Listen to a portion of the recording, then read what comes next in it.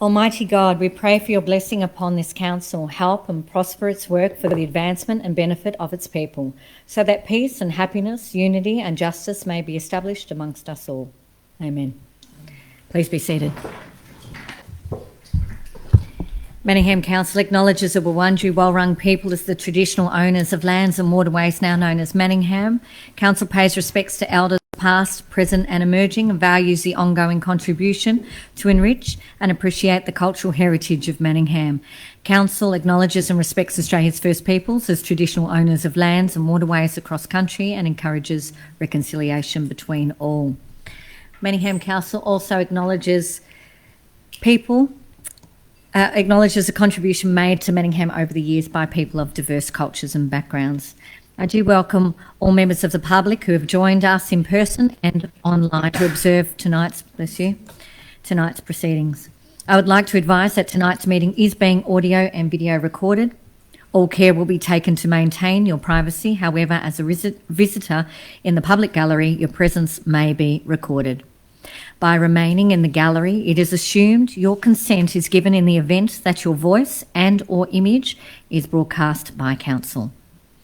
As with all Council meetings, we are taking questions from the public and encourage you to submit your questions in accordance with our normal practice. As we transition back to in-person meetings, we will continue to take questions from members of the public who do not feel comfortable in attending the meetings in person.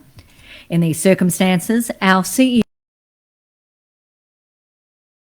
provided where we have the information on hand. If we're unable to provide a meaningful response, we will take your question on notice and provide a response in writing. We will deal with a maximum of 2 questions per person and 2 questions on any one issue. If you have more than 2 questions, please submit those additional questions in writing through the normal channels. Council meetings are conducted in accordance with our Governor's rules. I will introduce each item of business as listed on the agenda by calling it by number and by reading the title. I will then call for a mover and a seconder of a motion on the item before opening any debate. Only councillors are able to join the debate on any item. Councillors may adopt the officer's recommendation in the report or propose amendments and supplementary motions.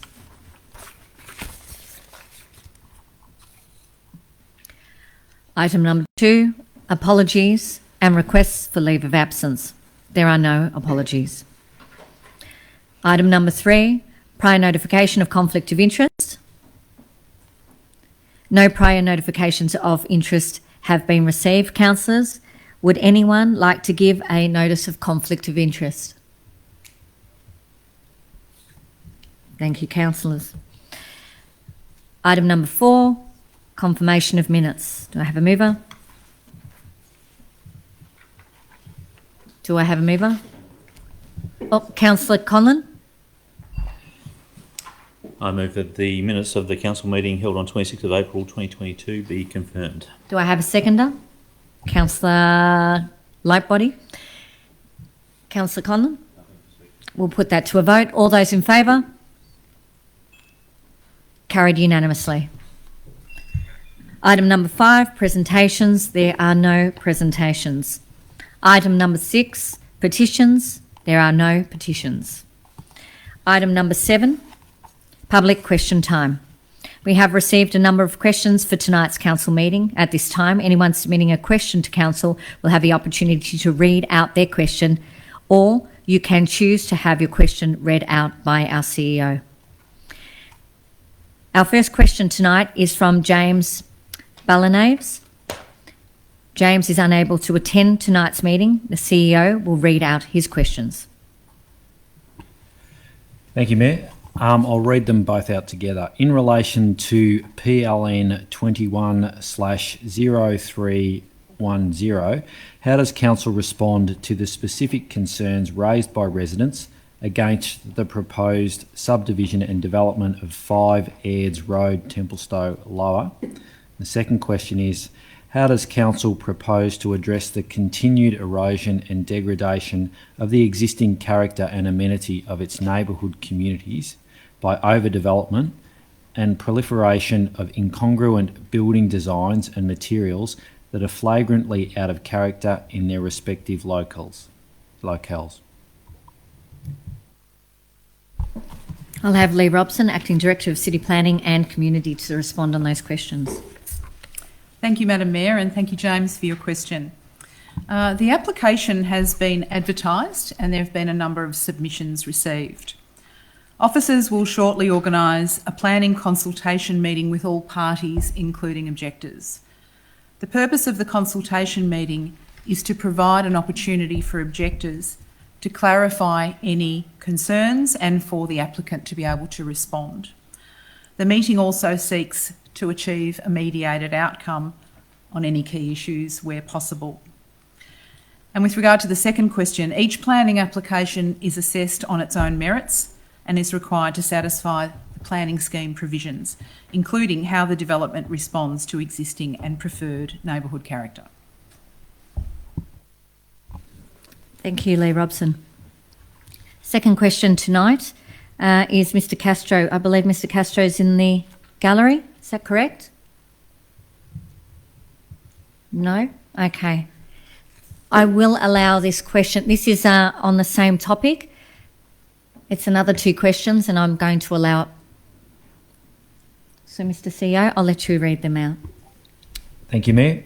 Why is Council allowing the same developer who has caused so many issues relating to traffic flow, parking and destruction to the Council nature strips to construct another 6 dwellings at 5 Airds Road, which is next door to 1 to 3 Airds Road development?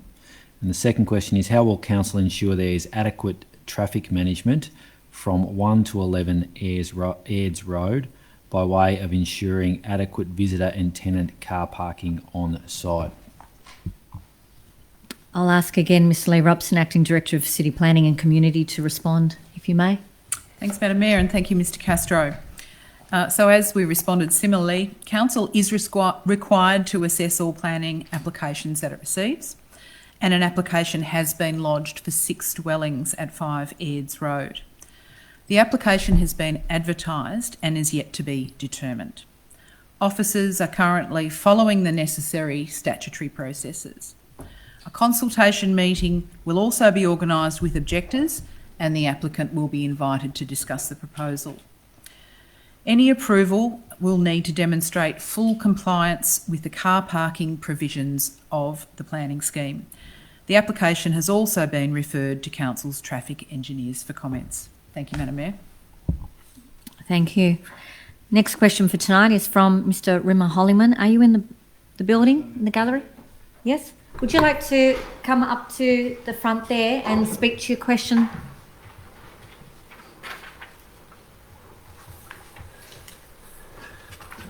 Thank you, councillors, members of the public, and of course people who are working in the city. Both my questions relate to item number 10.1, relating to the Domestic Animals Management Plan. And specifically, while many people will have questions relating to the details of a plan, my questions both relate to the process of reaching the plan. As a local government, naturally you're all abiding as per Local Government Act of 2020, and specifically you're supposed to be both transparent, collaborative, and most importantly engaged with your communities. Section 56, B and C, goes into further details of the principles for such engagement. What I would like to know in my first question is why there is limited to almost no engagement held with those who do not have access to social media or electronic means. For example, the actual pet renewal registration notices went out during the consultation period and no mention was made of this plan, to allow people who do not have access to social media to have a look at the plan and actually submit their responses. The second question is related to that. As per the plan, there are almost 10,000 registered dogs and over 3,500 registered cats in the city of Manningham. Due to the limited consultation, we had a massive 344 survey responses, of which 21% are cat owners. So if you look at that, that is approximately 72 cat owners. We have over 3,500 registered cats in the vicinity. So if you actually take what the responses were of that survey and you apply it to that, that is less than 1% of the cat owners have actually supported a full 24/7 closing in of your cats.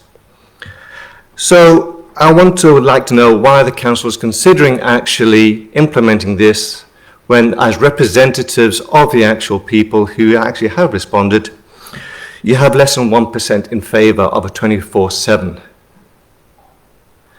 So my proposal is simply to defer, do a consultation with a mail drop. You have the registered addresses Sorry, sir, of all of them. it's to ask questions in the council meeting. Thank you, sir. I'll ask Lee Robson, Acting Director of Planning and Community, if you can respond, please. Thank you very much for those questions. There were two opportunities for community comment on the Domestic Animal Management Plan, the DAMP.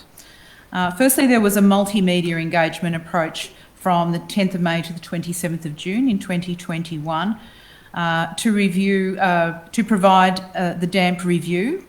Our communications team organised this through an online survey through Your Say Manningham, media releases, information on our website, article in Manningham Matters. Signage was erected in public areas, including leash-free areas, to meet those people who are interested in dog issues, and direct engagement with animal businesses and sporting groups. Feedback was received via a number of channels, including via direct email and phone messages. The feedback received helped inform the content of the draft DAMP, which was again provided to the community for comment for a number of weeks in March and April of this year. 344 responses were received through the survey engagement period, as the questioner notes, and notifications on council's social media were viewed by 2,394 individuals. We note that in the DAMP, the initiatives do require some further engagement regarding the piloting of the 24/7 cat confinement order and the review of council's leash-free area. So there'll be a further opportunity for input into the specifics of that particular action. Thank you, Madam Mayor. Thank you, Lee Robson. And thank you for the questions this evening. We've also received another question. So may I ask Mrs. Allen to come to the mic? And you also have two questions. Thank you so much for having me. If I can just echo your sentiments, they were absolutely wonderful and exactly how I feel. And that is that only 0.28% of Manningham residents and about 1% of cat owners were actually able to respond to the only online domestic animal management plan survey. So can council members who are making controversial decisions like the 24/7 cat curfew, how can you fulfil your duties as per the Local Government Act to garner responses from a broad range of community members and invested community members and key stakeholders when those numbers of people have been surveyed, when those tiny numbers of people have been surveyed? Do you have a second question? I do. I'll get you to give you a second question, then I'll get... Fabulous. So my second question is related to what exactly are the failings of a dusk till dawn cat curfew that can be resolved with a 24/7 cat curfew? Many thanks.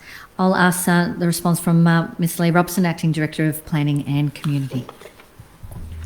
Thank you, Madam Mayor. I'm going to hand over to the Group Manager, Approvals and Compliance, to provide a response to those questions. Thank you. Thank you, Kelly, for your questions. Council undertook a multifaceted approach to community engagement with the use of both digital and non-digital media. Initiatives within the draft Domestic Animal Management Plan that will require further engagement with the community to both seek further feedback as well as to include the piloting of the 24/7 cat confinement order, as well as a review of our leash-free areas. A key focus of the DAMP is further engagement and further feedback, education, as well as information. In response to your second query, the 24/7 cat confinement order will significantly reduce the extent of roaming by family pets and will provide a higher level of protection to our cats and wildlife during both nighttime hours as well as during the daytime. Thank you. Many thanks. No more questions? No. Item number 8, urgent admission of urgent business, and there are no items of urgent business. Item number 8, planning permit applications. There are no planning permit applications. Item 10, city planning and community. 10.1, domestic animal management plan, DAMP. Do I have a mover? Councillor Lang. Thank you, Madam Mayor. I move that the recommendation be adopted. Thank you. Do I have a seconder? Councillor Lightbody. Councillor Lang, you have the floor. Thank you. Through you, Madam Mayor. The Domestic Animal Management Plan, shortened to DAMP, is a 3-year management plan that aims for a strategic balanced approach.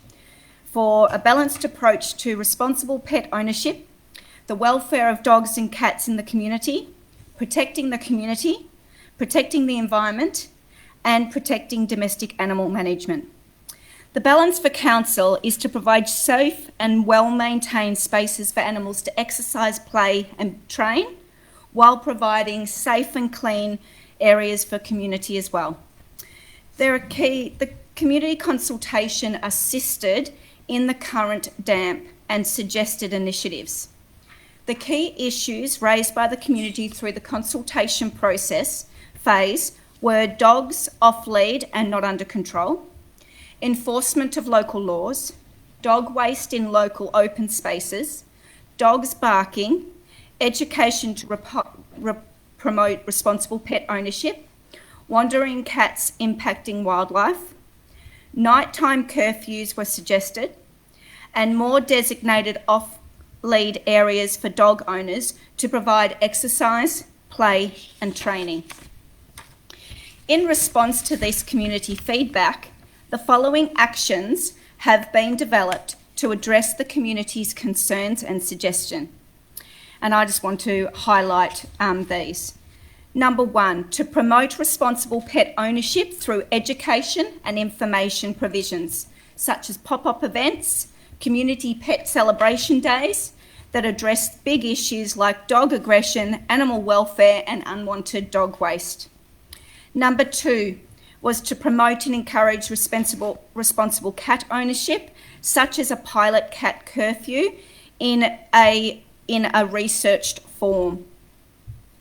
Number 3, better identify pet registration non-compliance through door knocking program and follow up on a failure to renew registration.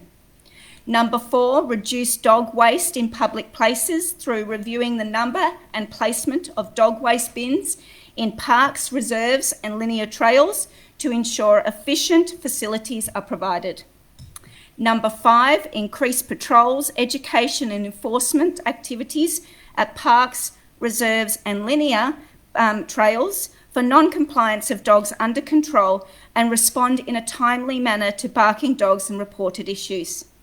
Number 6, to ensure a balanced approach to off-lead areas in Manningham through dog walking being taken into consideration account as part of Council's open space planning. Number 7, to review existing dog off-lead areas to ensure suitability of sites and develop a plan to provide suitable off-lead areas across Manningham, with the provision of an additional fenced-off off-lead area to the east of the Mullumbullen Creek. Number 8, you'll be glad to know there's only 9 councillors. Ensure officers have the skills and knowledge to administer their role and compliance with the associated legislation, including domestic animal handling and customer service. And finally, the implementation of a pilot 24-hour cat curfew to promote the high protection of pets and wildlife. It is envisaged that the 24-hour cat curfew will run for 24 months in order to collect sufficient data and evaluate that data for council to make future cat curfew direction. However, I note in the report and in the responses found that there are even, if not close to even, I'll be very clear, close to even mixed responses on whether a 24-hour or a night cat curfew should be implemented. Further information on the most appropriate cat curfew confinement is welcomed from myself. Fellow councillors, the DAMP aims to provide effective domestic animal management, meeting a variety of communities' needs and protecting the welfare of our Manningham pets and wildlife. Thank you. Thank you, Councillor Lang. Councillor Lightbody.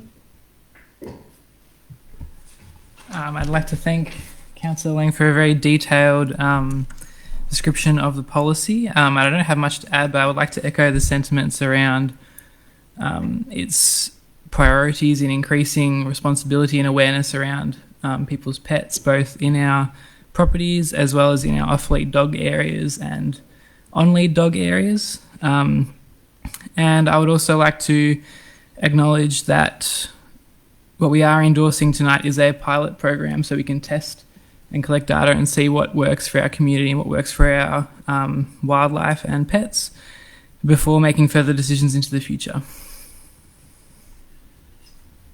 Thank you, Councillor Lightbody. Any speakers against? Councillor Chen. Thank you, Mayor. I fully support all the key initiatives in the domestic animal management plan, but have concerns about the 24/7 cat curfews. And this is a tough decision. And I have to confess that I haven't actually made up my mind yet until the last minute tonight. And I personally in favor of a cat curfew, but what kind of curfew is more reasonable is a very difficult decision. In the end, the community feedback and other Victorian Council's decision are of assistance in my decision making. And the community feedback on 24/7 curfews, I found that there is 52% supported and 31% opposed.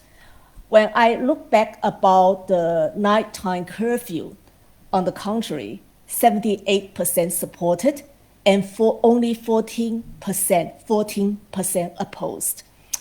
When I did some research on benchmarking with other councils to assist to identify common trends within local Victorian Council about the animal management plan or policy, there are 79 councils in Victoria, and a number of them have or will soon have a cat curfew.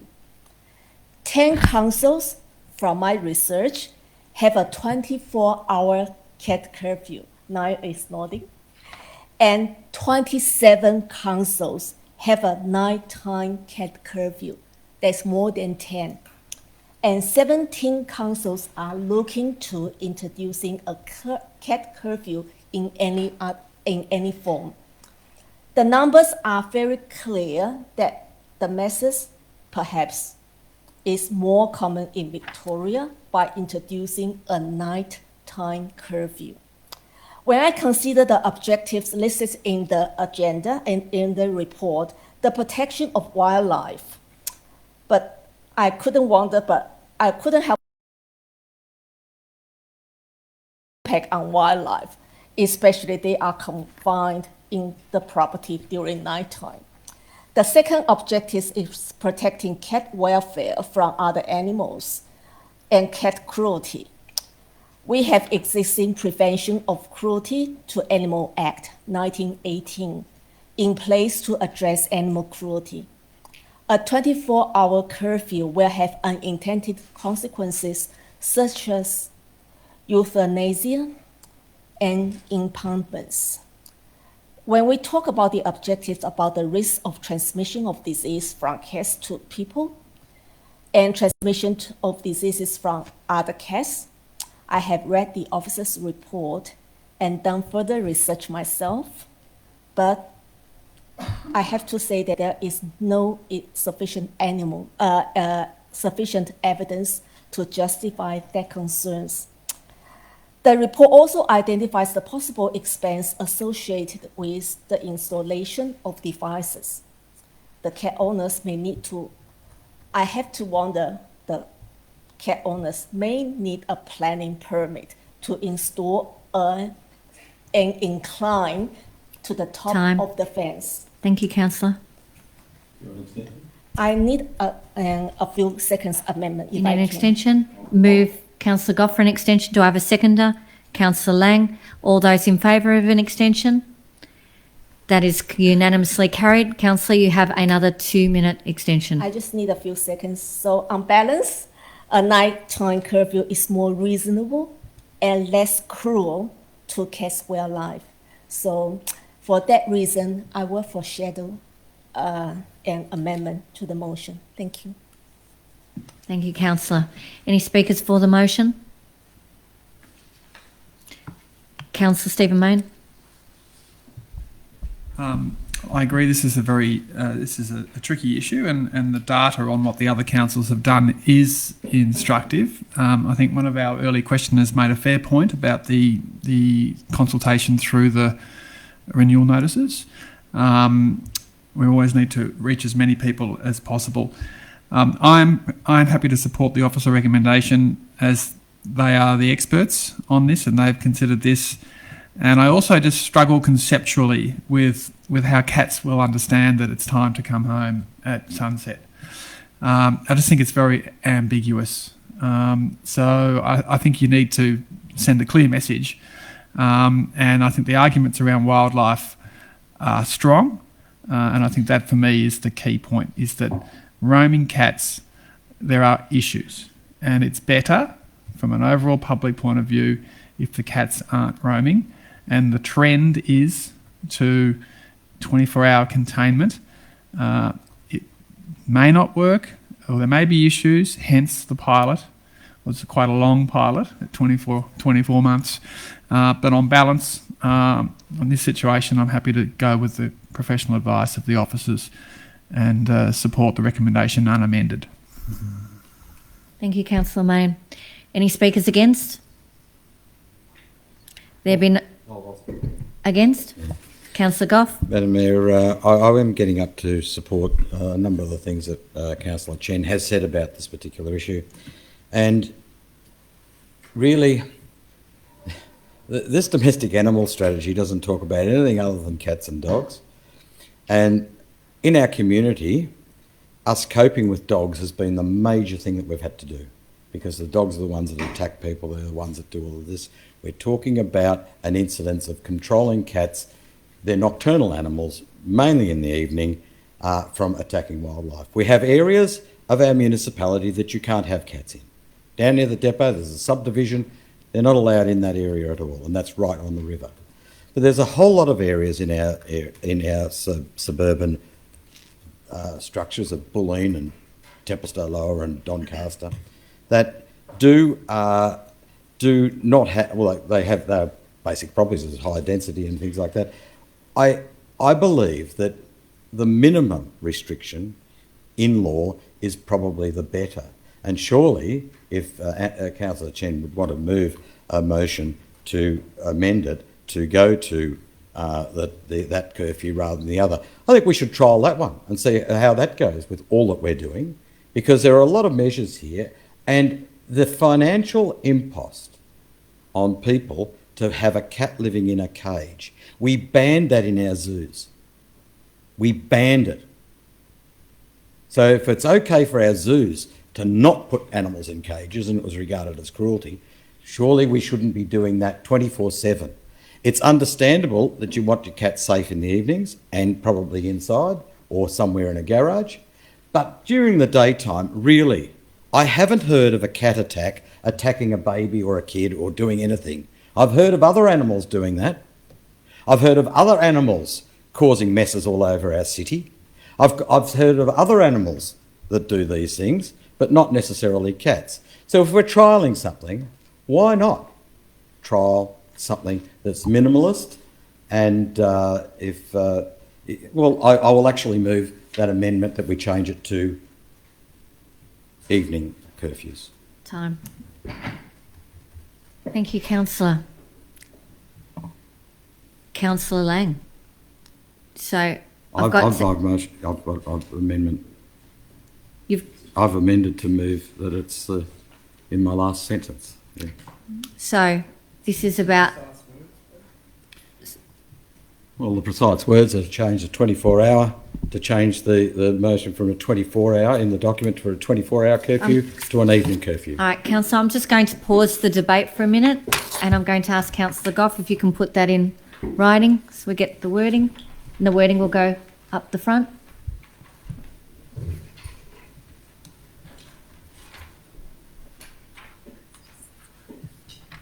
Councillor Goff, would you like to have a look at that?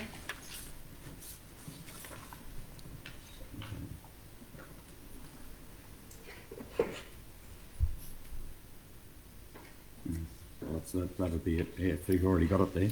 Okay. So Councillor Goff is seeking that if the mover will accept the alternate, the alternate, is it able to go up on? No, it's not able to go up. As an amendment. Goes up as an amendment. An amendment.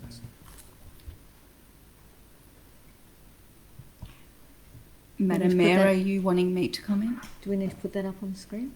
We can, if we got that available. Have we got that available to go on the screen? I think we all. Could we just read it? We all understand. All right. So I'm going to get you to read it out then, Councillor Goff, and see that you'll accept it, Councillor Lang. That would be the way? Yep. That A, endorse the draft domestic animal management plan as presented in attachment 1 of this report with the following amendment.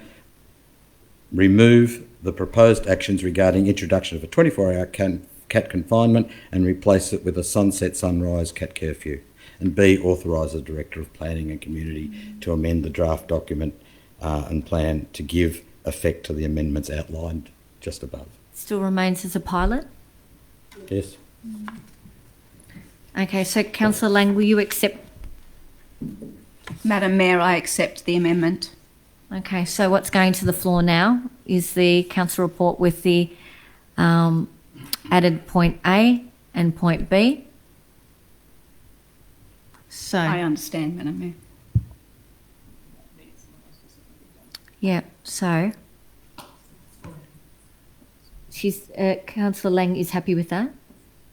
Yeah, there's a second to happy. Is Councillor Lightbody happy with that? No. Okay. So yes. So let's just pause the debate for one moment. Let me just get clarity so we get this nice. So we'll just put our mics off. Thanks, Councillor Goff.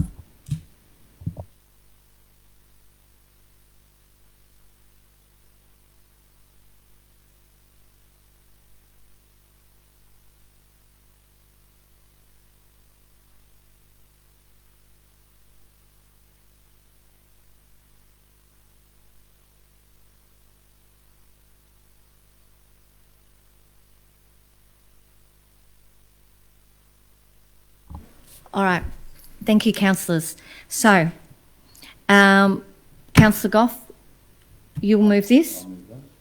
Sorry, Councillor Lang, you move it. Councillor Goff is willing to second it. Sorry. Councillor Goff is moving it, sorry. And do I have a seconder? Is Councillor Chen? Okay. And then now it goes to the vote. So, we debate it. Yeah, we can debate it, yeah? Absolutely. So, do you want us now? I'll reserve my right. You'll reserve your right. Councillor Chen, do you want to speak to that as the seconder?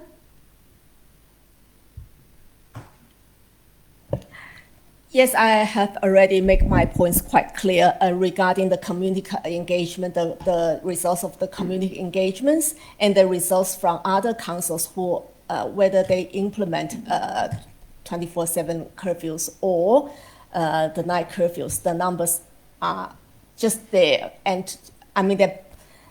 In fairness, I mean, in common sense, I mean that Councillor Jeff Goff rightly pointed out that if we want to make any big changes to a cat owner's life and the community, we should do it from the minimum. And there is also a pilot program for a minimum of 24 months. I think that is reasonable, and that can make very less impacts.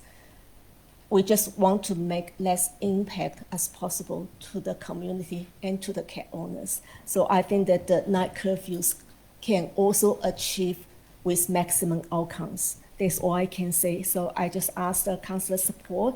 Think this is a conscious vote, and I have to say I don't have a cat, but I really feel for the cat's welfare for if we confine them 24/7 in the property. Thank you. Thank you, Councillor Chen. Speakers against? Councillor Diamonte. And Councillor Ching, please turn off your mic. Thank you. Thank you, Madam Mayor. So I just want to remind the councillors of what we've been reading in our report. So this was out in the community for 6 weeks. It reached almost 2,500 members of the community. It was broader than just online. So there were messages at vets, at shelters, animal groups, domestic animal businesses, environmental groups, in dog parks, and in sporting clubs. So yes, it was a great idea to put it in pet registration renewal notices as well, and that's a good lesson. But the officers did try to cast the net wide. It did reach almost 2,500 people. Yes, we only got 330 respondents, but they're obviously the ones that care deeply about this. So we did have more than 52% say that they supported a 24-hour curfew, and I think it was 17% said that they didn't have a position, and yes, there were some that didn't support it. But we were reminded of our obligation to listen to the community. We've received community feedback, and for all the arguments that we've heard, there are also very strong arguments on how dangerous it can be for cats to be out and about. My neighbour's cat was actually stalked by someone else's cat during the day, almost forced out of their own home, because cats can be quite predatory day and night. And I know a lot of people that have lost cats because they've been forced to run away, because particularly a male cat has actually come in and taken over the area. So it's not just a nighttime issue. Cats roam day and night. But I guess my major point is how we can overlook the community data when almost 2,500 members were actually reached. And yes, we only got 330 that were moved enough to respond. Thank you, Madam Mayor. So I don't support the amendment. Thank you, Councillor. Speakers for the motion. Councillor Lang. Thank you, Madam Mayor. I said before that I actually welcome some further information on an appropriate cat curfew confinement. I personally don't feel educated enough to make a decision between the two. I very much read the officers' report a number of times. I noted in their summaries and in their graphs that there were the 31% that oppose and the 17% that were neutral. And with the neutral, and looking back then at all the residents' individual responses, a lot of people who were a bit neutral on it said that they supported the night curfew but weren't sure about the 24-hour curfew. Cats, I don't have a cat, but cats sleep during the day, and they majority do their roaming at night. and I can see why there is clear data on why cats should be confined at night. A cat has a and I've done a little bit about cats. Cats also come back at dinner time already ready for dinner. So in terms of getting a cat back into the house, that's normally not a problem because you do that at dinner time. They'll come back before you tell them to because they know their times. I think for me, Councillor Goff's, I already had a little bit of worry of confining a cat to a cage, but Councillor Goff's point that we feel it's cruel to do it in our zoos, so I think it's cruel to do it to our cats, even if I don't have one myself. Thank you. Any speakers against the motion? Councillor Lightbody. Yep. I just wanted to say as well that we aren't actually promoting caging our cats either. It's confining them to the property, and there are many cats that are already indoor cats, and just like we already confine dogs to properties as well. I think this policy also looks to assist in the rights of residents who don't necessarily want to have other people's cats on their property. And I think that's something that council often gets feedback from and can't do anything about to help those residents that don't want to have their neighbour's cat in their property, whether it be for protecting the wildlife or the engagement with their own pets as well, because that can be an issue. As Councillor Diamante mentioned, some cats don't get along with each other. Cats don't often get along with other animals don't get along with cats. So I just wanted to emphasise that I don't think that this policy is detrimental to the welfare of cats. I think it is about promoting their safety as well as the safety of all the other animals, pets and people in the region, as well as everyone's rights to manage their property in the way that they wish. Thank you. Thank you, Councillor Lightbody. Any speakers for? Any other speakers against? Councillor Laura Main. Thank you, Madam Mayor. I am against this motion, the amendment to this. I do understand the concerns with the 24-hour confinement. It's a tricky issue, and I definitely agree that at face value does seem quite harsh, and it took me a bit to be swayed on it as well. So I think the 2 points that really changed my mind was, one, the emphasis we have been hearing about protecting our biodiversity from our community. That was something that was brought up so much more than I expected in our community consultation earlier this year, and I think it's something that we have the responsibility to deliver for our community. And secondly, a point an officer made to me was about how this policy would be implemented. It's a little bit more, I don't know if I can really, a bit more reactive than proactive, I guess you would say, the confinement. You are still probably going to see the odd stray cat. I can guarantee you council doesn't have the resources to follow every single stray cat in our community. No council does. But I think it is just something to say about the security we have as a council to have a policy leg to stand on in the event that there is a rogue cat or there is an incident or a resident complains, and we want to, as a council, be able to help them. So I think that was, in my opinion, the point that did really sway me. And I think if you reconsider how harsh this 24-hour confinement can look at face value and reconsider it from another perspective, and considering all members of our community, you might also understand where we're coming from. Thank you. Thank you, Councillor. So that was speaker against. Any other speakers for? You may have a question. I will stop the debate for you to ask the question. Just to clarify, Councillor Goff did imply that this policy is forcing people to cage cats. Can I just clarify with the officers, this policy is nothing to do with caging cats. It's about confining cats so the question is, property. That's my question, is to clarify. Because rather than us being informed by fear and other tactics, let's hear the question. So will the cats be confined to a cage? Thank you for your question, Councillor Conlon. Through the chair, the draft wording in the damp will require cats to be confined to a property, not a cage. Thank you very much, Noel Sheedy. So would you like to enter the debate and speak? Yes, I'd like to enter the debate and speak. Against or for? Councillor? I'm against the amendment. Against the amendment. Thank you, Councillor. Councillor Conlon, you have the floor. Thank you.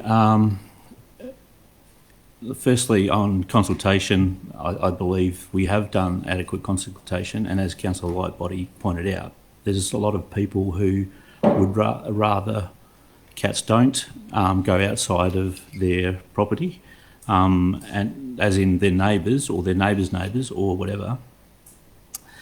I think we're probably lacking a bit of research, but my understanding from the research is that cats, indoor cats, live longer. And indoor cats, or cats in general, are held by people as a part of the family. It's just like any other pet. And if anyone's had a cat, you'll know that there's nothing better than when a cat comes and sits on your lap. And my experience with cats, because we've had indoor cats and outdoor cats, is that the outdoor cats would much rather be outdoors, and they're not as, I guess, homely. They're more like a teenage, maybe a teenager. Whereas the indoor cats are more like your grandma. They just want to hang around and just, eat all your food. And sorry, I don't have any living grandmother, so my apologies. But the point I'm making is that it is a good life for a cat, and I was 4 years ago, I would have been against it until our cat, who was an outdoor cat, got run over. And I think for our family, since then we've had cats and we keep them indoors and they don't get run over. They've got a great life. As I believe you'll find if the research indicates that indoor cats have less health issues, they live longer, and if you're talking about cat welfare as the justification for have a 12-hour curfew versus a 24, I think you're poorly informed. So that's my Thank you. 2 cents. Thank you. Thank you, Councillor. So that was against. Any councillors for? You have a question? I'll stop the debate to ask the question. Councillor Lang, question? Thank you. Could I please ask a question about confinement to a property? How would a resident confine a cat which can jump fences to and climb to a property? How would our residents and our community confine their cat to their property? Thank you. I'll ask the officer, Neil Sheedy. Thank you, Councillor Lang, for your query through the chair. There is a multitude of options available to cat owners to assist in confining our beloved pets to their properties. Some are quite rudimentary in nature, including rollers on the top of fencing. That is at the lower cost of what can be introduced to prevent cats from straying. Of course, there are more elaborate measures too that can be adopted depending on the size of the property, as well as the appetite of the cat owner to invest in providing enclosures, runs, and other mechanisms. But there are a number of options available, and that information is widely available on state government websites, and will be something that would be a key feature of the initiative in the DAMP should this be successful in terms of providing that information to our community.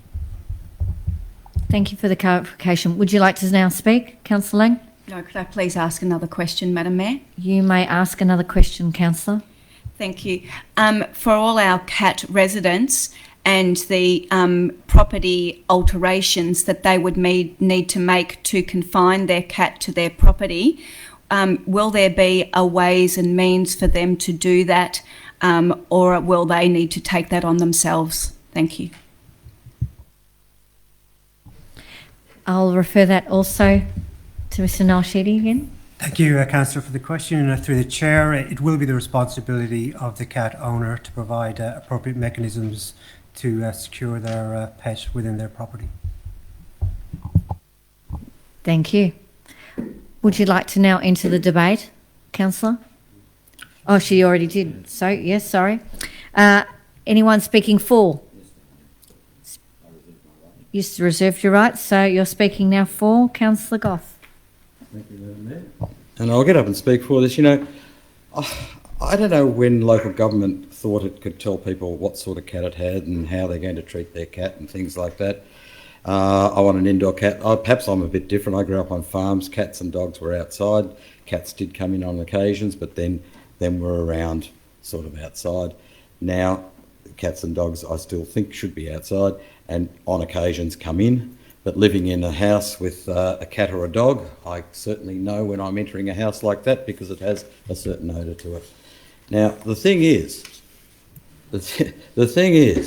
we are here imposing something on a group of people that is going to cost. If we did that to dog owners, for goodness sakes, there'd be such an outcry of what we were doing in a stroke of legislation for a 24-hour curfew. So, as a person with my point of order. What's your point of order, Councillor? Basically, misrepresentation.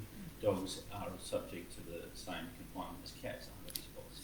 Sorry, just put your mic on so that can be just recorded. Thank you. Sorry. It's just about a misrepresentation of the thing that we're considering here when we're proposing that dogs and cats undergo the same confinement rules. I'll take that point of order just for that very point. Thank you, Councillor. Thank you, Madam Mayor. And it's really important that was pointed out because dogs and cats have been different and treated differently in these documents because cats are climbing animals. And therefore, to actually contain a cat, then that means that am I going to be able to, let's say, cut down all the trees in my yard because I can't have that cat climbing that tree and then jumping over the fence. So I want to be able to make my place safe for people. So am I going to be able to do that? Probably not. You know, the actual impost on these people with something that, from what I gather, hasn't got a reply from cat owners is a huge impost to come in tonight, pass this, it will be law, they will be fined every time that cat, it may be in the daytime, is out or whatever. Now that does happen to dogs, but let me tell you, I think the number of breaches and complaints to our community about dogs will be far higher than that of our community about cats, and we're imposing this on them tonight. So I believe that we should just put it in at the 24 hours. Thank you, Councillor. Not 24 hours. Put it in at the overnights. Be careful what you say, Councillor. Speakers against? Councillor Stephen Mayne. Just to pick up Councillor Goff's first point, I mean, the amendment is not that we allow cats to roam 24 hours. So exactly the same cost impost is involved with getting them all and containing them in at night. So that's all going to happen. So the libertarian argument should be no change to the policy at all, 24 hours roaming. But the amendment is to Big Brother contain at night time as well. So it's a little bit inconsistent, I find, because you're going to have all the same expenses to contain at night as and you're going to have lack of clarity in terms of officers and regulation. Was it dusk? You know, what time of day was it? So I just think from a clarity point of view, I think we're in the green wedge. The biodiversity arguments are strong, the animal welfare arguments, and we've got 5,500 properties that are over an acre. So this idea of a cage, you know, I think it's a little bit cheeky to create that sort of language here. You know, the cat's getting run over. It's an animal welfare both at the birds and the platypuses that might be getting attacked by cats and the cats getting attacked by foxes, snakes. So I think it's pretty clear. If dogs have to be contained, so should cats. Let's provide clarity to the officers and let's support the professional officer view. It has been an interesting debate. I recognise that there are points on both sides, but I just don't get this halfway house idea. I just think it's going to be impossible to practically do a halfway measure. If we're going to do it, we do it properly and we send a clear message about consistency of containment. And I just think that tricky issue, but I think that we should vote against this amendment and support the professional officer recommendation. Thank you, Councillor. Any other speakers for? Councillor Lang? Oh, you've spoken. Madam Mayor, I have another question. You have a question. We'll stop the debate to ask the question. Yep. Am I able to make an amendment to Councillor Goff's motion? Not up amendment. Amendment to the amendment? No. Well, no. Okay. Yeah. No problem. Thank you. Yeah. Councillor, would you like to close? Wonderful, Councillor. No closing? No. Okay. All right, let's put that to the vote. Those for the motion?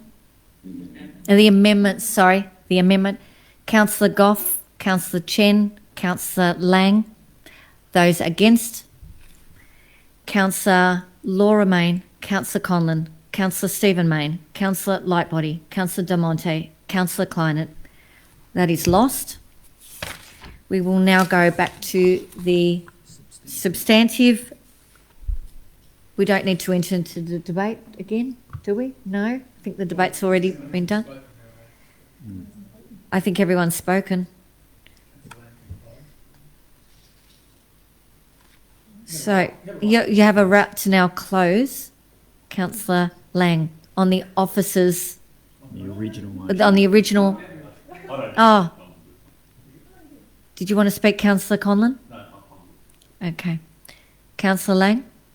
Thank you, Madam Mayor. I will take that opportunity then to close. It is clear that there are a number of issues on the details of the implementation of the pilot 24-hour cat curfew. And I did say from the very beginning that there was mixed opinions on whether there was on the curfew. There was definitely in the responses, and if you read each individual response, there was definitely responses from the community calling out for a night curfew for the protection of our wildlife, especially in our green wedge. And there is mixed information about whether there is more advantages from having a 24-hour cat curfew to a night cat curfew.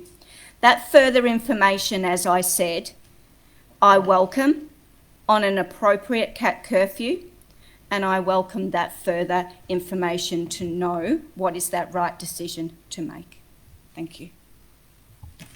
Thank you, Councillor Lang. We'll now put that to a vote. Those in favour? Councillor Laura Mayne, Councillor Conlon, Councillor Stephen Mayne, Councillor Lightbody, Councillor De Monte, Councillor Kleinert. Those against? Councillor Goff, Councillor Chen, Councillor Lang. It's passed.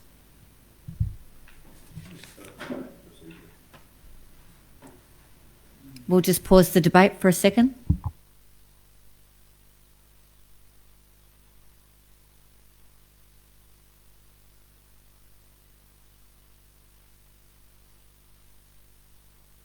Sorry, thank you. The question was to me, the chair. Yes, the question was to the chair, not to the councillors. Thank you, councillor. You're welcome, Councillor Conlon.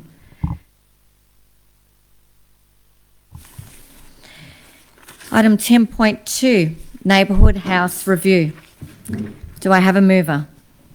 Madam Mayor, Councillor De Monte.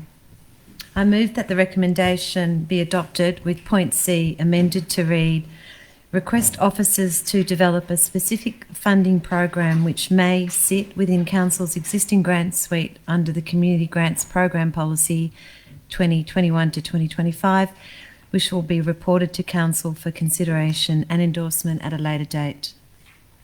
Do I have a seconder?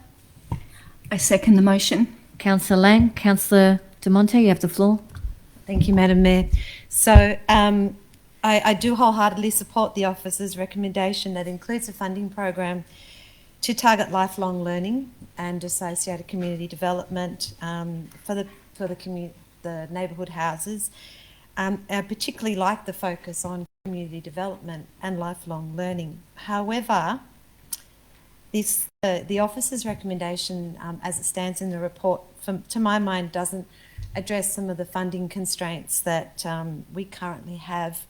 So as councillors will be aware, Madam Mayor, that in 2020, the 2020 to 2024 community grant policy was adopted by council, and that new community grant policy removed the funding of day-to-day operational activities. So that constrains any future funding arrangements by limiting funding to project activities of the neighbourhood houses rather than giving us any opportunity to consider operational funding. So I have recommended the alternate so that we have an expanded opportunity to consider full funding mechanisms for the neighbourhood houses in the future, which may or may not be part of the community grant. Thank you, Councillor Del Monte. Councillor Lang? Thank you, through you, Madam Mayor. Thank you, Councillor Del Monte, for the clarification.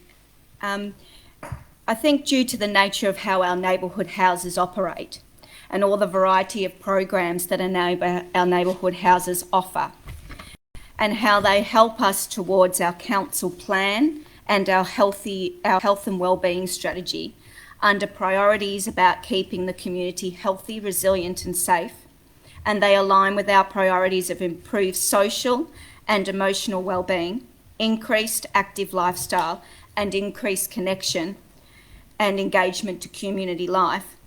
The neighbourhood houses do require a funding stream for the operational costs of such things like program equipment, class and session advertising, surveying residents for health and wellbeing needs, working together costs such as the Manningham Learns Alliance initiative, which was supported and encouraged by council, local employment costs such as tutors and staff, their KPI documentation administration costs for keeping residents' information safe and confidential, their overhead costs, as well as their costs associated with continual programs, courses and classes, which are all in the day-to-day expenses and the operations of neighbourhood houses. When the 5 neighbourhood houses met with the Mayor, councillors, with the CEO and senior officers in attendance, they advised that the reduction of this type of funding stream and the shortfall would place financial strain on Manningham neighbourhood houses, and they are seeking additional council funding to level their partnership grants requests. The Manningham neighbourhood houses and our Neighbourhood Housing Australia Association have advised if this funding is not secured, they will be forced to cancel programs, reduce operating hours, reduction of employment of tutors and staff, which are often local, and have a high risk of not being financially viable, therefore maybe having to shut down their doors completely.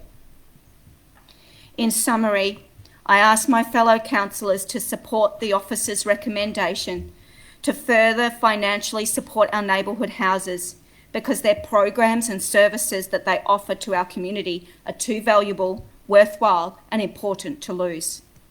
Because of the nature of how our neighbourhood houses function and their alliance to work together on their programs and cost efficiencies, it is fair and it is wise to provide a separate one-off allocation for the Manningham neighbourhood houses for the 2022 to 23 financial year, and then to develop a new funding stream source to take effect from 2023 to target lifelong learning associated with community development. Thank you.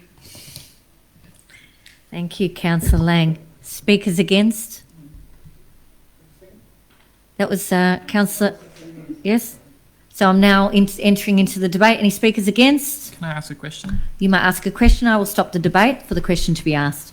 I'd just like to ask the officers from their original recommendation, does point C exclude the option of having that funding program within the council's existing grant suite? I'm just not quite sure still over. So I'll get the officer to clarify the question. I'm happy to clarify the question. Thank No, you. it's just a simple change to put in the word may, which gives us the option for both. It's an addition. Maybe I have the wrong officer's recommendation in front of me. May sit within the grant suite. It's also up, Councillor, on the I'm just on the screen? Yeah, about the original officers one. From what I see, it says request officers develop a funding program for council consideration to target lifelong learning and associated community development in neighbourhood houses to commence in 2023. But And I don't see how this, how the additional amendment changes that, because the original doesn't exclude it from being within the grants program. So that's the question, and I'll get Lee Robson, so Acting Director of Planning and Community. The amendment is designed just to make it clearer that it may sit within the grants suite or it may need to be a separate program. Officers need a little time to work out what's the most appropriate mechanism to provide clarity about funding going forward, and we felt that this would provide the best option.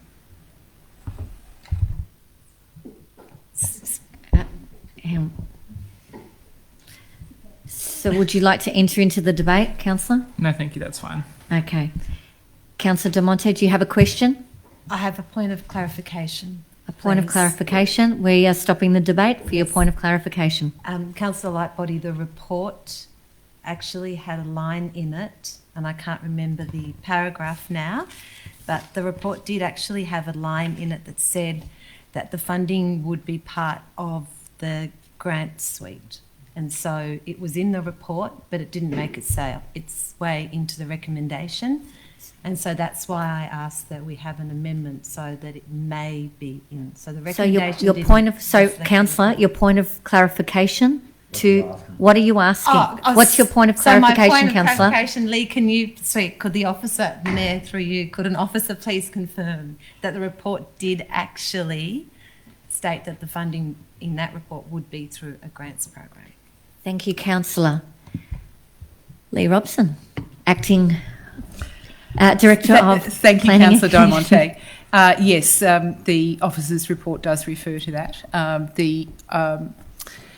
The recommendation that's on the screen does provide a little more clarity around how it gives us a mechanism to explore how we might most effectively facilitate the intention of the report, which is to look at a way of both working within the current intention of the policy and the requirement for neighbourhood houses to seek funding to maintain their operations. Thank you. Okay.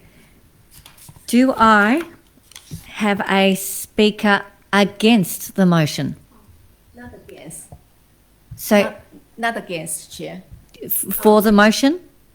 I just see some clarification back to No. the report. So, A the question, what is your question, Councillor? We'll stop the debate to ask the question. That is exactly, and in the report on page 78, 5.3, and development, the second line, the third line, the development of a new funding stream. So when I read the report, I have the impression that officers will develop another funding stream that probably not be part of the current grant program. So in that case, so that one that will include the two.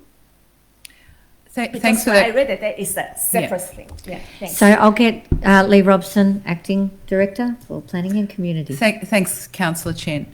Officers have been looking at how we can facilitate this program. It would be our preference to have it sit underneath the existing policy, and it might be possible for us to create an additional funding stream such as Manningham Learns. Indeed, we used to have that funding stream a couple of years ago. We would like to take a little time to look at how we can do that in the most effective way to still support the policy that Council has adopted, and to look at how we can craft a separate funding stream that is tailored for adult and further learning, such as the neighbourhood houses pursue. So at this stage, we still need to explore those options, and we're hoping that this recommendation that's on the screen at C would provide us with the opportunity to be able to get some advice about how we can do that within the existing policy.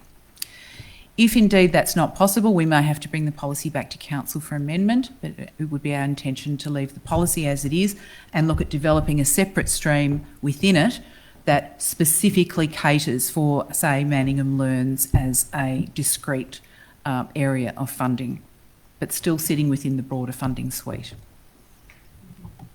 Thank you, Lee. Okay, so we'll now re-engage the debate, and any speakers against? There being no speakers against, we'll put that to a vote. Other speakers? So we have other speakers. Councillor Stephen. I'd like to speak. Stephen Mayne, 4. So I think we've all learned a lot as we've gone through this process. I think the comparative data is interesting, that Burundara is spending $1 million a year supporting their community houses. So the history at Manningham was we previously were giving our 5 community houses about $300,000 a year, so an average of $65,000 each under a 3-year agreement.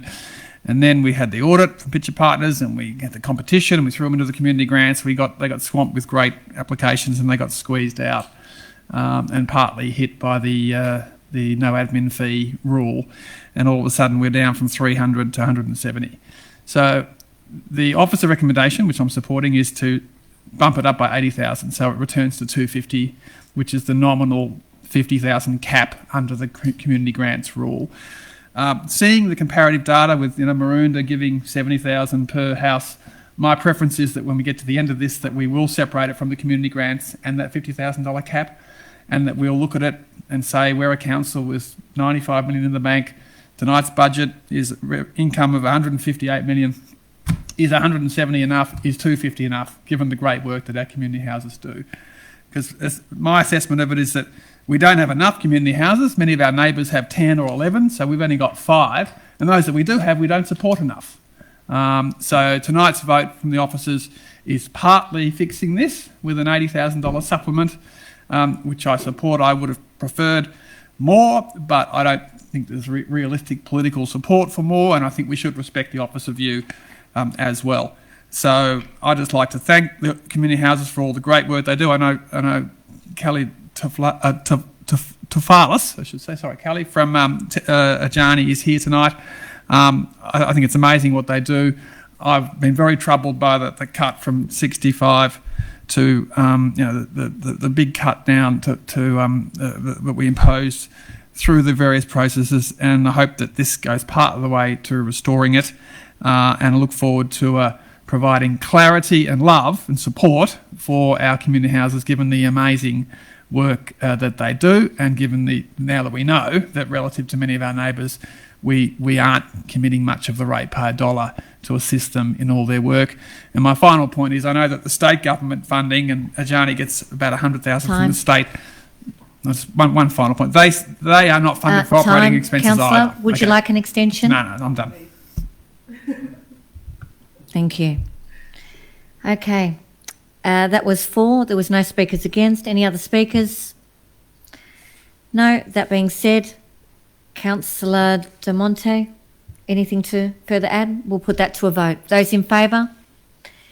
That is unanimously carried. Item 10.3, new council advisory committees membership recommendations. Do I have a mover?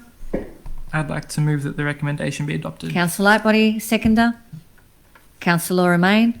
Councillor Lightbody.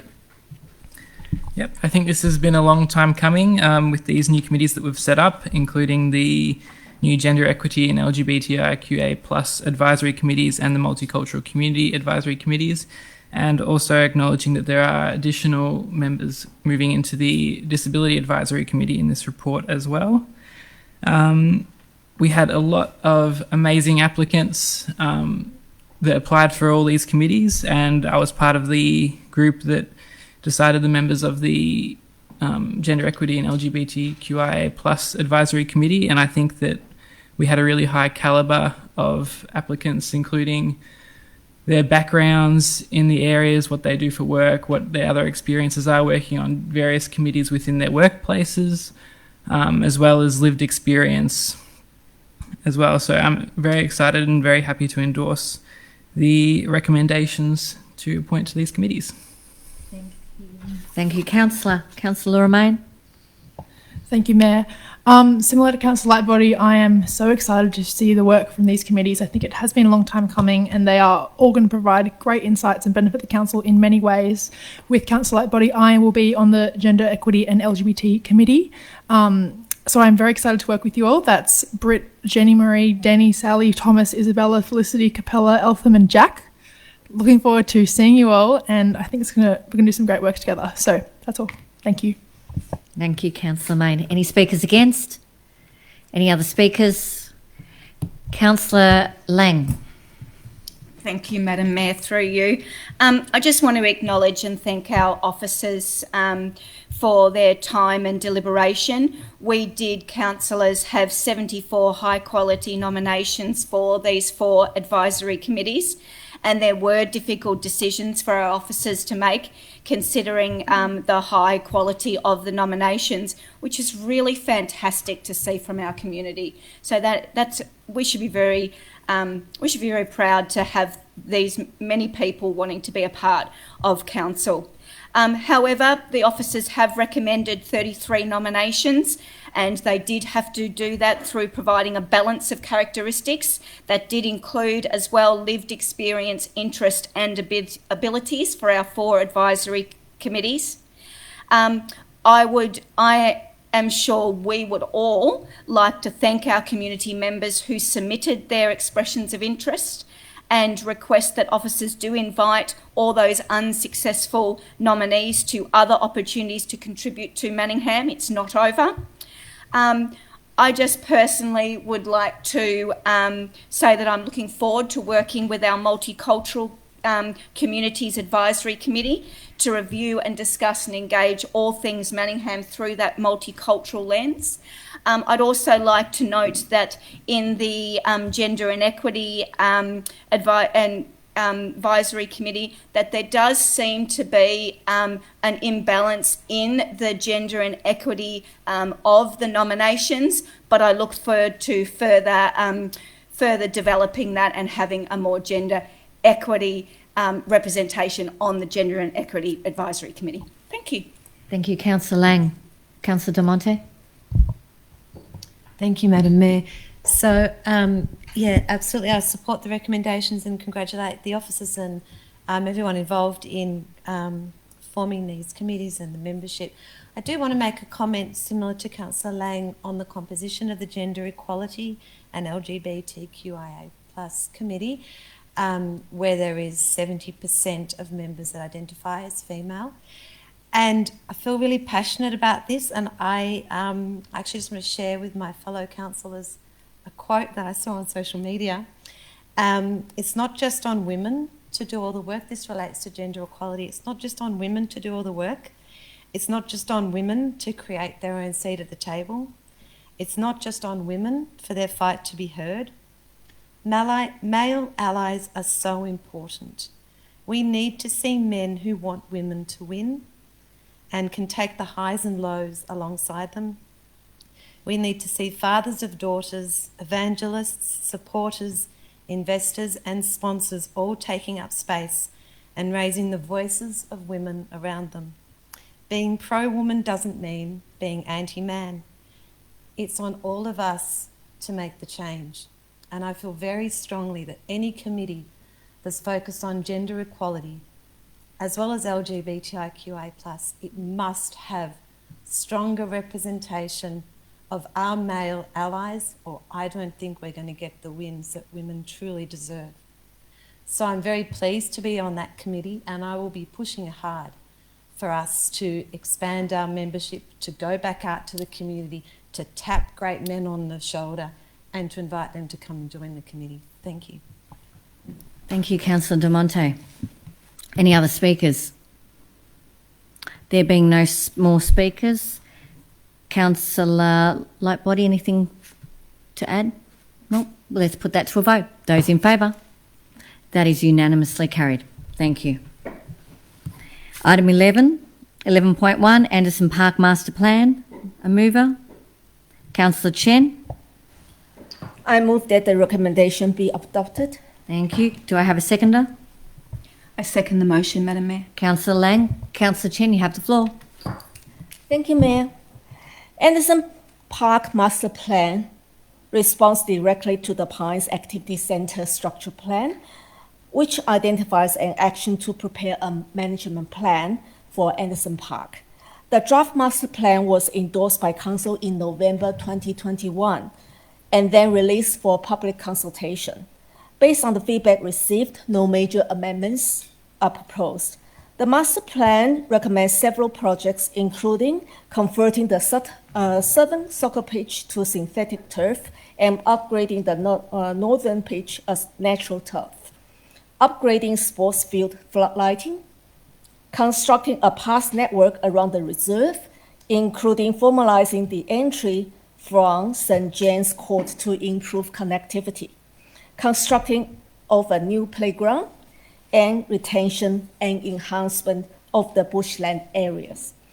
Council understands the community value Anderson Park as a place to walk dogs and undertook further investigation to determine the feasibility for a fenced off-leash dog park. Unfortunately, a fenced off-leash dog park has not been included in the final master plan due to the site constraints and the other 3 dog parks available in the municipality.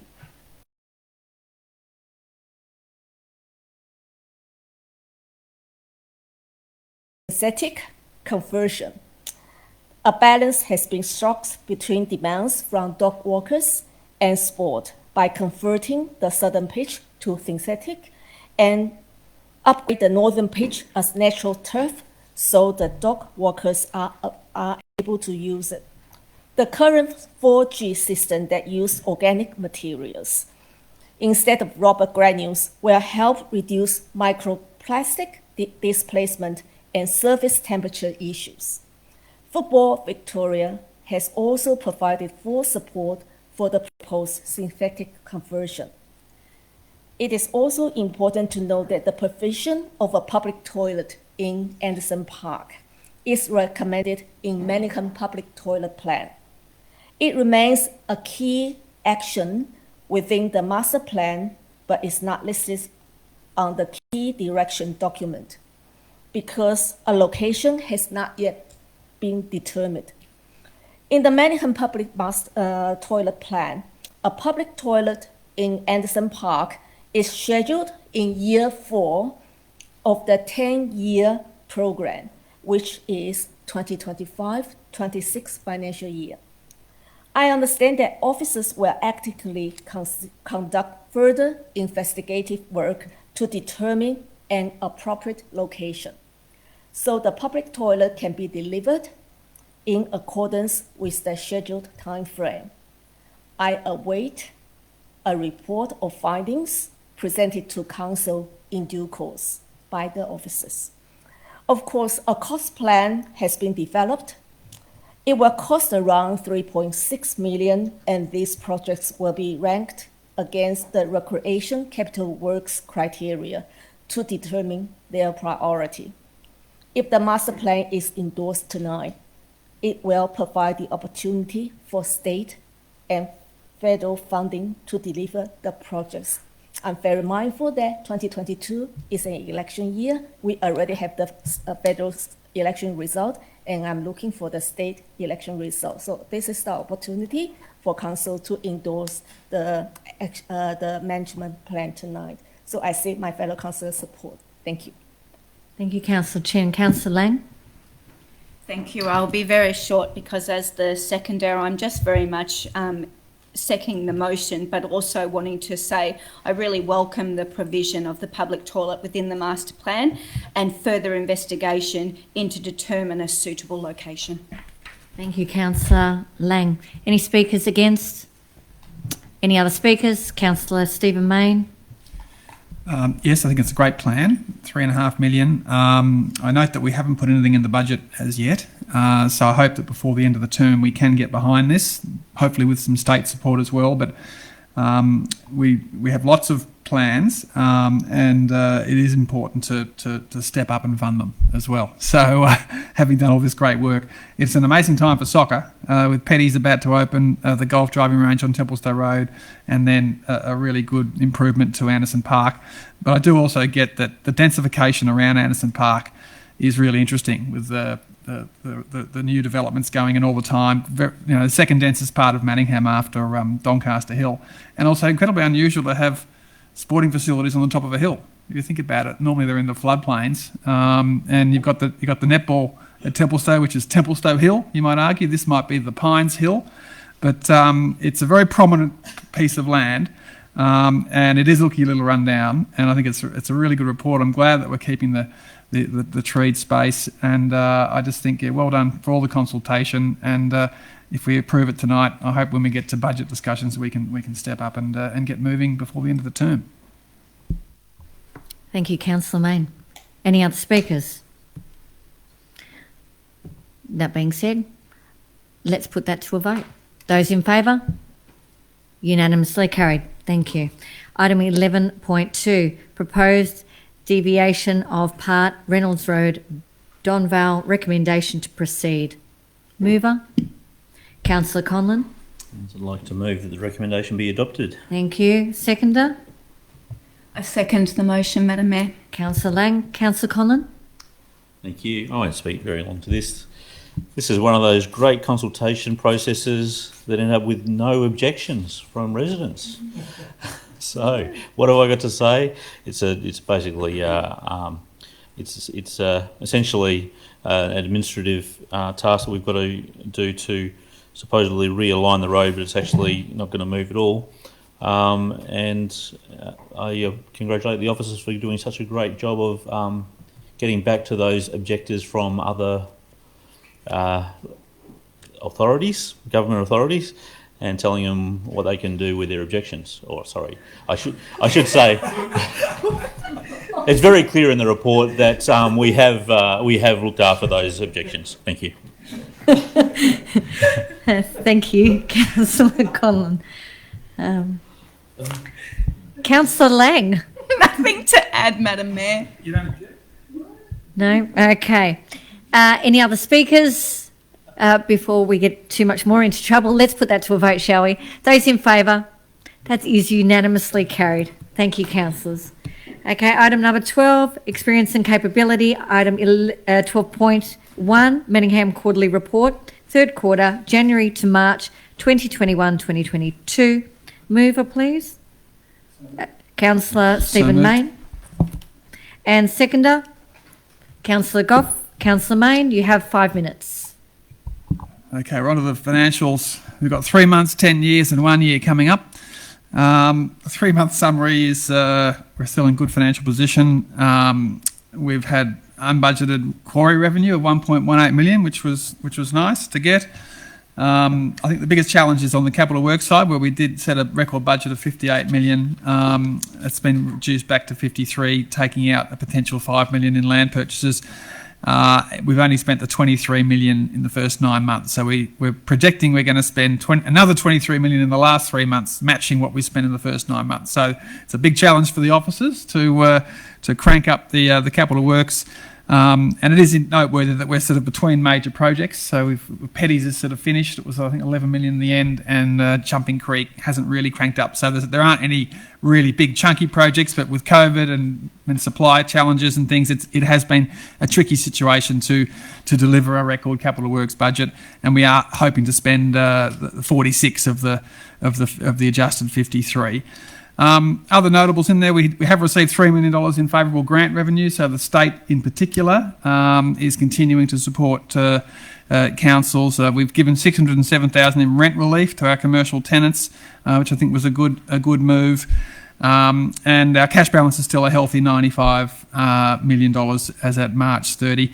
I'm not sure what's going on with the councillors. They've only claimed $2,322 out of their $119,000 expense budget, so 2% in 9 months, councillors. Good to see that we're all very, very conscious of saving, frugal and conscious of saving the ratepayers' dollars. But overall, thanks to John Gorse, the CFO, that from a quarterly point of view, we're in great shape, and just the biggest challenge we've got is probably delivering record capital works budgets, and obviously that's an ongoing challenge. Thank you, Councillor. Councillor Goff. Just quickly, Madam Mayor, and this is a great report for what we've done in Manningham over difficult times. And again, COVID hasn't passed us by completely because there are interruptions on an ongoing basis with people being able to work and not work. But the important thing, I think, that this particular period has shown that we have diverted funds from projects we knew that weren't going to be able to get done in the time to things that we could do in the shorter period and substitute them in order to try and achieve that much higher rate of completion by the end of the financial year in this time. And I think it's important with that flexibility that we were mindful enough to know that some things were just impossible, and we diverted to other priorities that came ahead there, and these other things that haven't been finished will be finished in the first quarter or half of next financial year, which is very important that those projects keep on going. So the money hasn't been lost, and that money isn't carried over, and it comes a wonderful present for the councillors that didn't spend their money or anything. This money has been committed and will be spent in the next 6 months. Thank you, councillors. Any speakers against? Any other speakers? Let's put that to a vote. Those in favour? That is unanimously carried. Thank you, councillors.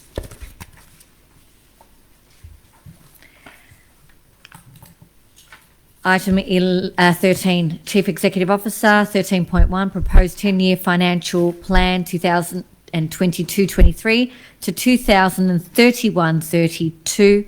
I have a mover. Pop your mic on too. Sorry, Councillor. I move, Madam Mayor. The motion is on paper. Thank you, Councillor Goff. Seconder? Councillor Lang. I second the motion, Madam Mayor. Thank you, Councillor Goff. 5 minutes. Thank you, Madam Mayor. And as was commented before, this is part of a suite of motions that are coming up, and this is the 10-year financial plan. And it's been basically legislated by the government that we come up with a plan into the future of 10 years. Manningham, we've been doing a 10-year plan for a very, very long time, and I think we were doing it in the early 2000s or the late 1990s, a forward projection. Although it's part of a legislative requirement, it's an important document that council actually considers its policies, it's what we're saying we're going to do in our council plan in the next 4 years and into the future, the priorities, looking at the surveys from the community and working out what we're going to do there, looking at what our opportunities are, and this is where the greatest guesswork is in the income for us at Manningham. Working out what we are going to be able to bring in rates and other grants and other things into the future. It's sort of like a crystal ball, but we have to make an educated decision, and there's predictions of educated decisions here, and looking at what we're wanting to do in first of all in this next year's budget, which is coming up next, but then in our 4-year financial plan and what we've got coming up to be spend over the achievements that this council wants to achieve in its term and those things, and that's a little bit more concrete, but a lot of the things that are talking in here are sort of a bit of guesswork. And the main reason that councils do this, and everyone will do it, is to sort of project, because if the projections are going bad and we don't have money towards the end of it or remain financially stable or sustainable into the future, we can sort of start tracking what we need to do and what we're actually doing in this preceding time to see whether we are going to be deviating and are going to be doing that. So it's an important document to do it, because if you read through the document, you'll find that our surpluses really do come down in some years. 2023 to 2026 or 5 or something, it really does dip down, and our projections are it will go up, but that's in the unknown quantity. The concerning thing is that those projections of those surpluses, the operating surpluses are there, they will be coming down in the next couple of years, which is in our term, and we've got to watch how we trend on that in order for us to remain that responsible and sustainable government that's not going out to borrow to run the farm, but we borrow to do other things perhaps, or to do something and pay it back quickly, just like we did with the electricity and other sorts of things and the lighting in the past years. But it is an important document for us to use and follow as a guide. And of course, things will need to be adjusted on the way. It's a living document, really, because all of those boxes will be changed depending on the interest rate we're paying, depending on so many variables, and depending on the income. Now, it is important for Manningham that we do get it right, because Manningham has roughly 80% of its capital work expenditure, I think, or expenditure, is funded by rates. We do not get the grants that other councils get in millions of dollars for financial grants from the Commonwealth and whatever. We're very limited on what we get from those grants. So we basically have to fund everything ourselves for our ratepayers. And at that 80%, it's a very high figure. I think you'll find other councils is much lower because they do get access to that. The other thing that we don't have access to is we don't have very many commercial areas that don't use services but do pay rates. So factories and employment areas, we don't have much of that. And the other big thing is that we are very much dependent, 100% on the ratepayer to fund all of our things. So for the areas of need in comparison to the rest of Australia and some other areas aren't really high in that regard. And we don't have parking meters and things like that bring in realms of money. So we are in a unique situation at Manningham, where as a dormitory suburb, we have to fund all of our operations, and therefore we always need to be vigilant on it. And this is the plan that we've put forward. It is going into the Minister and after consultation, yes. So it will be going to and signed off, and I think it's later in the year. I think it's October or something like that. Thank you, Madam Mayor. Thank you, Councillor Goff. Councillor Lang, you have 3 minutes. Thank you, Madam Mayor. I won't be taking the whole 3 minutes. I just wanted to highlight, in fact, sorry, I might sit down so I can see the computer. It's easy to see notes, but not so much computer, so my apologies. I just wanted to highlight and thank officers for the detailed work. It's really important to, as Councillor Goff explained very well, that's important to have that oversight. It's important to have the long-term plan and then be able to break it down into those important steps, and especially when you're budgeting. I just wanted to highlight that our 10-year financial plan, as well as our budgets, are on our priorities of a healthy city and community, livable city places and spaces, resilient city environment, a vibrant city economically, and a well-governed city in leadership. I just wanted to bring out some of the priorities, and I can then now stand. Allocating $50 million over the next 10 years for the majority of, for major community facilities. Strategically unlocking the potential of our assets to improve our financial stability. Working to understand our water, flood and management challenges, developing ways to address risk and public and private property, deliver on our livable city strategy to create vibrant activity centres and community places, promote more jobs in our suburbs, encourage housing and transportation choice, and to protect Manningham's valued landscape character. And I think they are pretty good priorities for a 10-year plan, and I thank officers for all their work. Thank you. Thank you, Councillor Lang. Any speakers against? Any other speakers? Councillor Stephen Mayne, 2 minutes. Yeah, just to briefly pick up on the point that we did the last one 9 months ago, so we're hitting the long-term plan quite regularly at the moment. But for me, the biggest change in there is the fact that we're projecting to spend $550 million on capital works in the next 10 years. So it's $55 million a year, and in the previous 4 years it was $41 million. So that is the big change that this council has made. We've said we want to really step up the capital work. So the funding envelope is there. The question is filling it up. And whether it's new libraries or other community facilities, I'm really looking forward to doing that.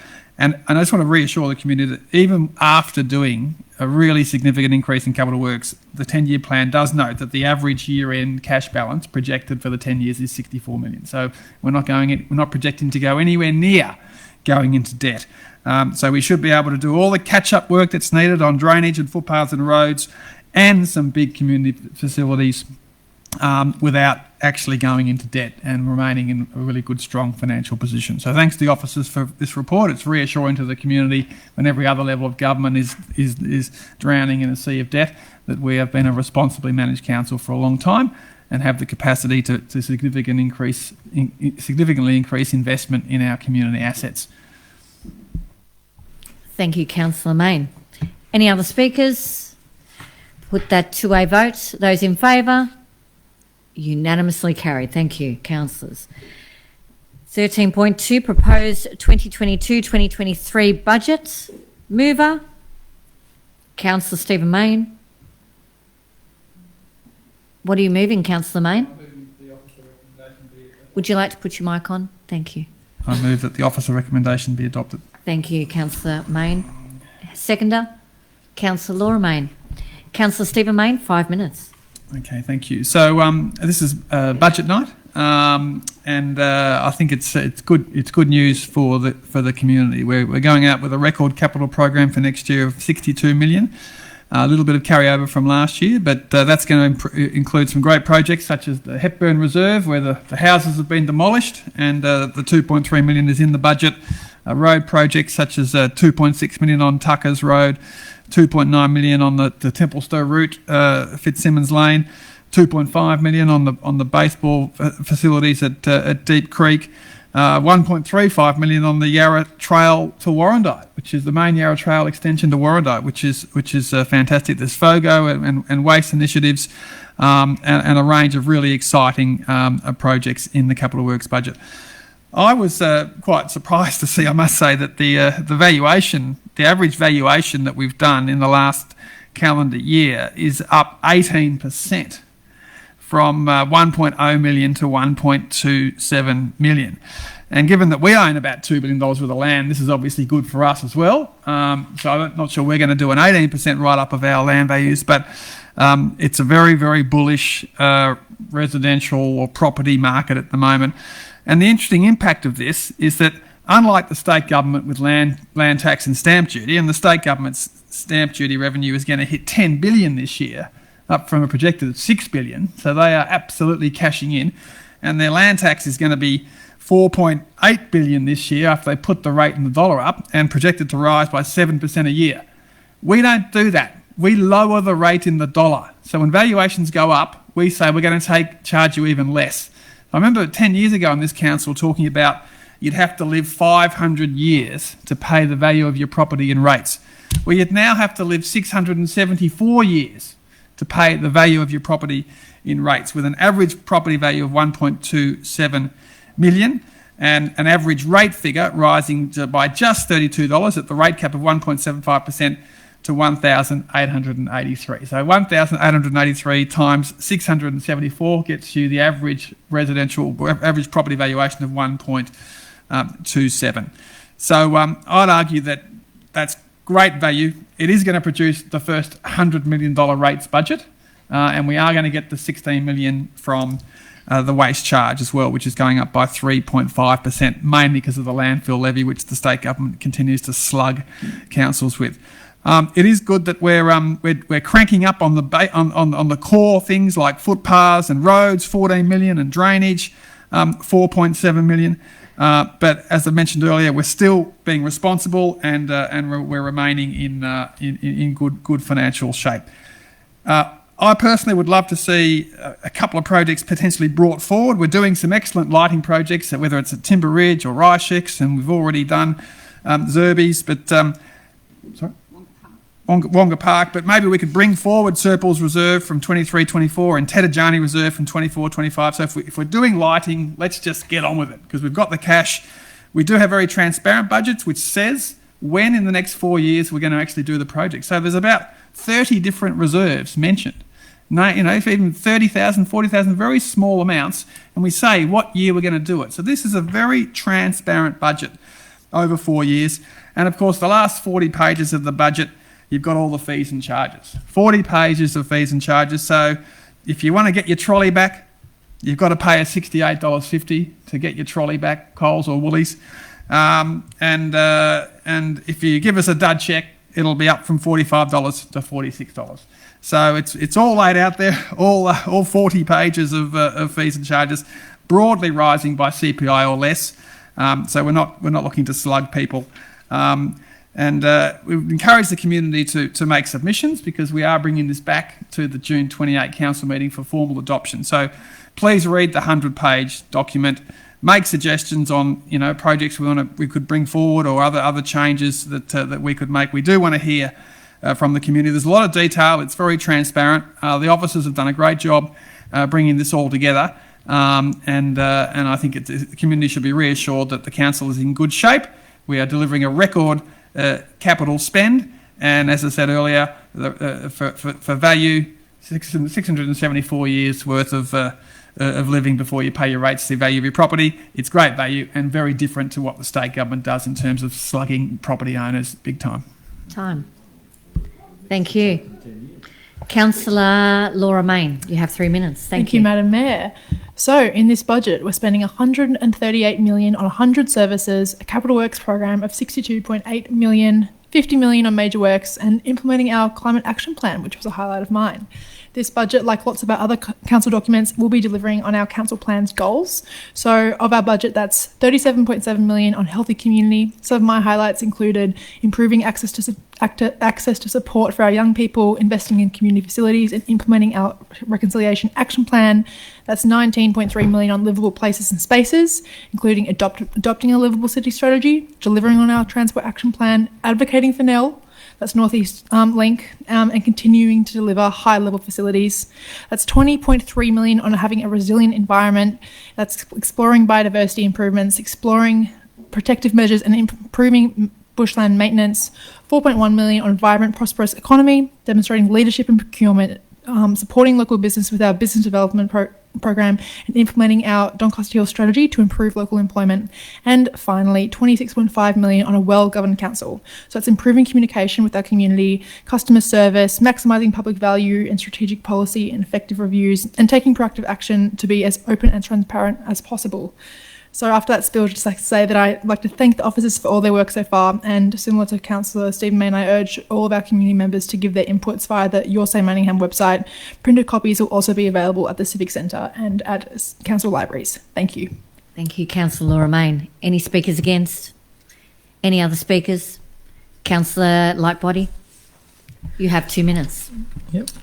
I'd just like to highlight some things in the budget that I think are really great, including some increase in the amount of funding we're spending on new public toilets. I am determined by the end of the council term to get all the public toilets built in our public toilet plan, because I think it's a big issue that relates to accessibility, and in particular to our walking trails throughout Manningham. There's also some funding for the expansion of the Tunstall Square kindergarten that's come from the state as well. Something really great about the master plan we endorsed previously was that it will increase accessibility to St Clem's Reserve from the west. Currently there's a car park there with a fence that stops anyone from accessing the reserve without walking around the kinder first. There's also $500,000 set for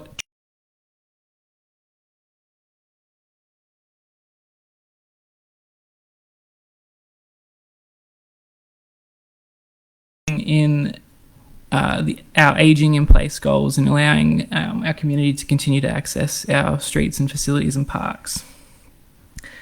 There's also almost $1 million being spent at Donvale Reserve, spread across a number of different projects, including some new floodlighting upgrades, cricket nets, and as well as renewal of the play space there. And there's a number of play space renewals throughout the plan, which is great for our, well, not my kids, I don't have any kids, but the kids of Manningham. And I also look forward to the projects that will be proposed once we finalise our climate emergency action plan, which is out for public consultation at the moment. Thank you. Thank you, Councillor Lightbody. Councillor Lang. Thank you, Madam Mayor, and thank you to fellow councillors for mentioning so many things. I think we can agree that the aim of this budget in building a better Manningham through this council's extensive capital works program is definitely clear here.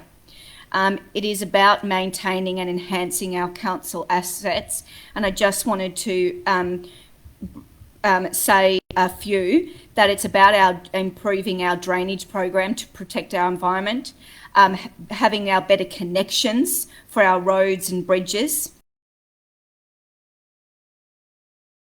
footpaths and cycleways, improving the amenity and appearance of our city, enhancing our parks and reserves and keeping them well maintained, and renewing and upgrading community facilities, including environmental sustainable design. And for that, I just wanted to highlight that it is 8.3 million for our community buildings. That is 0.8 solar panels and environmental sustainable designs, and it is also 0.25 million for Shram's cottage improvements. I also wanted to mention and highlight then the 5.6 million for drainage programs, the 5 million for the strategic property acquisition, and then for the open space, 1.8 million to spend on land purchases to increase our open space within our municipality. Thank you. Thank you, Councillor Lang. Any other speakers? Councillor Chin. Have so many good comments on the following financial year's budget, but I just want to provide some context to the budget, especially under extensive years. And overall, there is a 7% increase after some commission. And the exciting things about footpaths, roads, and open space that matters to our community. Councillor, can you just put your mic on, please? And to every single resident in Manningham. For example, even that we provide 7% increase on the overall budget on capital works program, the funding, for example, footpaths and cycleways will be increased from 3.5 million to 4 million. That is a 14% increase. Roads and bridges from 12.6 million to 15.6 million, a 24% increase. And extra 3 million allocated to parks, open space, and streetscapes, which is a 50% increase from the current financial year. The current financial year only 6 million. And council also proposed a 2.8 million to waste management initiatives, an increase of 2.3 million from the previous year, which is more than 5 times than last financial year. And 5.6 million for drainage improvements, which is a 30% increase. It is very important to highlight the $250,000 allocated to Scran's Cottage improvement works. Scran's Cottage is a very important heritage building and is Manningham's link to the past. The improvement work has been a long time coming and demonstrate this council, I repeat, this council's commitment to protect, preserve, and promote our cultural history and heritage building. Thank you. Thank you, Councillor. Councillor Conlon, did you have your hand up? Yep. Councillor Conlon. Thank you. I guess I stand not to speak against it, but just to perhaps issue some words of caution, I guess, to the fellow councillors and the community regarding the budget, because it does assume a 2.5% inflation level, which I think is very optimistic, considering what's happening in the States, considering what's happening here, considering the cost of inflation just on building materials and the cost of capital works. So I guess I'm standing to endorse the budget, but also to explain that this is a budget, and I would be very surprised if we actually came anywhere near the numbers that we're hoping in terms of a surplus, because of the pressures we are about to face, and to just urge caution in the way we talk about our bank balances and how we could spend them, particularly as a lot of it is restricted cash.